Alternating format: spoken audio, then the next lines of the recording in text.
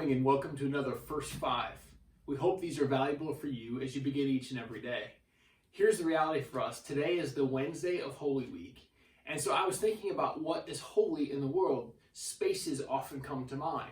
I think about moments in my life in church sanctuaries or others, and I think about times I've walked into great cathedrals or beautiful churches. In fact, I was thinking today about this picture. In fact, this is a picture I purchased from a student that used to work with me when I did youth ministry, and it was their senior art project. And so I purchased this picture because they had taken it of some great cathedral in Europe over the summer, and as I just thought, a neat picture of this cathedral in Europe. And so I've always been kind of drawn to spaces. And in fact, I don't know about you, but I often like gathering in church spaces because for me, there's something holy about that place.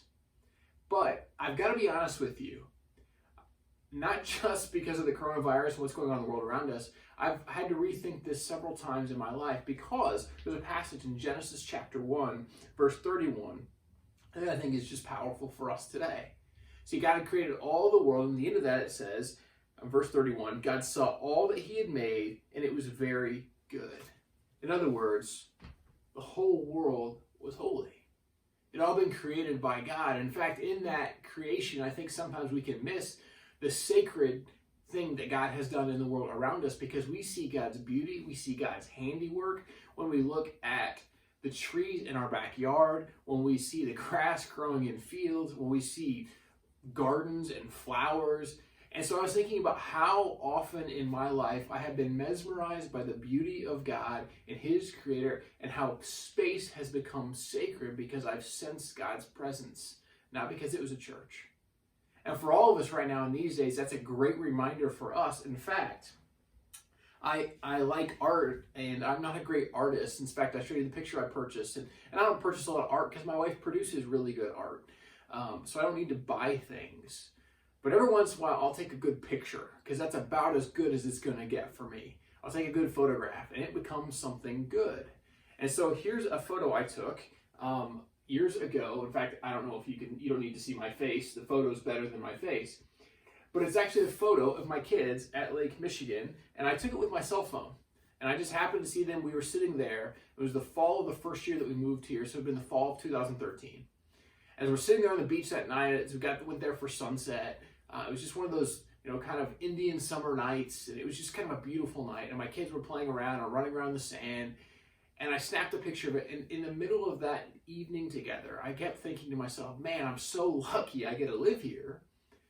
But I was also thinking about how beautiful it was.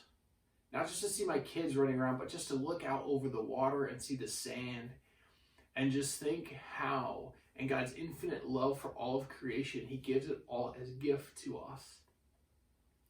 And so for you and me this Holy Week, I was reminded that I need to rest in the idea that God's presence is not just found in a church space. God's presence is found wherever we may go, because there is no place that we go that God is not already present. And he created all the world, and he said, it's good. And so maybe for you and I need to recognize that there's something powerful when we see God's sacred space in all the places that we go. And so I didn't ask for permission to tell this story, but I'm going to tell it anyway, and they can be mad at me later. But I was talking to our small group on Zoom on Sunday night, and it was pretty cool to hear the story of Kelly Ferrier taking her two boys. And they live in the Jefferson neighborhood in downtown Muskegon, and it's near Hackley Hospital. And so they took the boys for a walk through there, and while they were doing that, they took sidewalk chalk. And they began to write out prayers for all the nurses and the hospital employees and the doctors and the patients. And they just created a really sacred space right there on the sidewalk outside Hackley Hospital. And so here's the cool thing about what God does and continues to do is you and I have opportunity to create sacred space with how we live here and now. And it's not just in a church in which we gather, it's wherever we may go. And so may we recognize there is no place that we go that God's presence is not already there.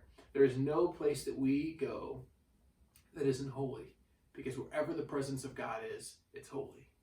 And so may we live and love and laugh in ways that recognize all space is sacred because the whole world is his. And so this Holy Week, if you're lamenting about the fact that we can't gather in a shared space, I get not not being happy about not being to be together, because I'm bummed by that too. But let's not forget that the whole world is his, and it's all his sacred space. And may we see his beauty this Easter week as we think about that. May this day be filled with God's grace and peace and love.